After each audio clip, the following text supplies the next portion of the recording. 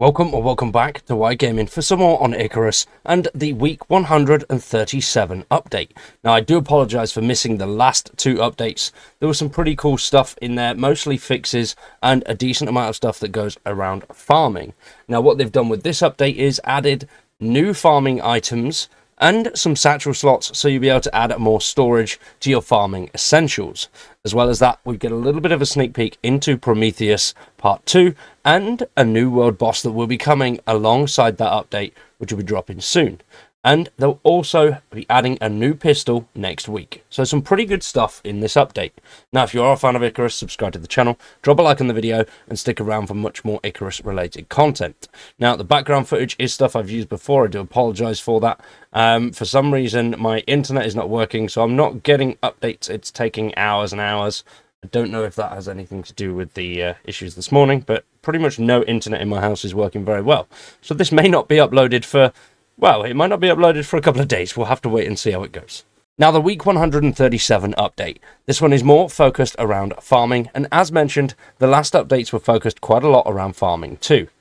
With the big focus of the week 136 update was mainly around weather's impacting on crops and some major improvements, such as shovels no longer incurring negative modifiers, loads of different trophies, and seed buffs and debuffs. So as you can see here, they'll be changing openly planted seeds in biomes for volcanic, crop weather speed plus 500, grasslands, crop growth speed minus 60, conifer, crop yield minus, desert, crop spoil time minus, crop will be spoiled on harvest in swamps, and crops do not grow in the Arctic.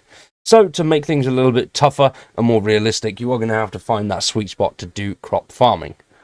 And then in week 135, they added the stone building tier, which looks beautiful. I've got a little bit of a play around with this one, but it requires a hell of a lot of resources. Now back to week 137. The notable improvements are medicine crafted on the person will heal straight into the medicine satchel, fixed spoil timers showing 0 instead of the correct time, and reduced spacing in the objectives list to benefit missions and many objectives.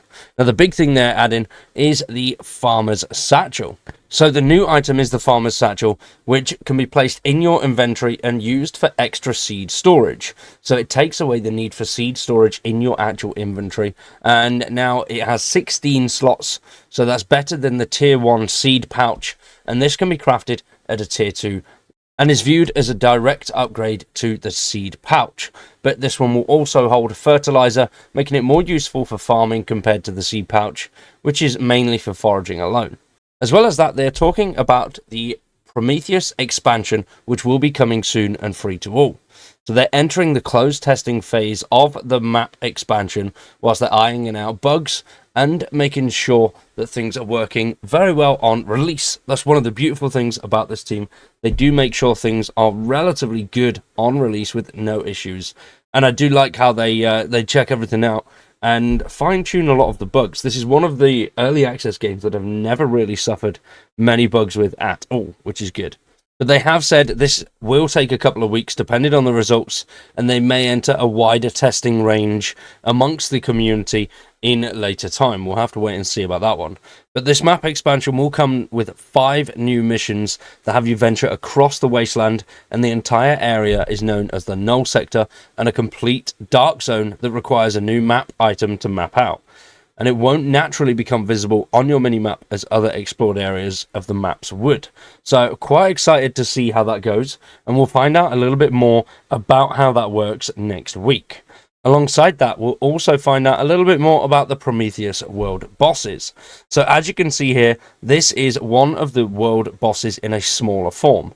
So we don't really have any more info on it yet other than this, but I do like the look of it. As you can see by the person there, this is a smaller form, by the way.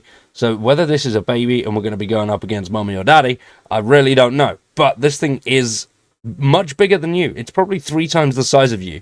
As you can see by the head there, it looks like a sort of hammerhead slug or some weird shit.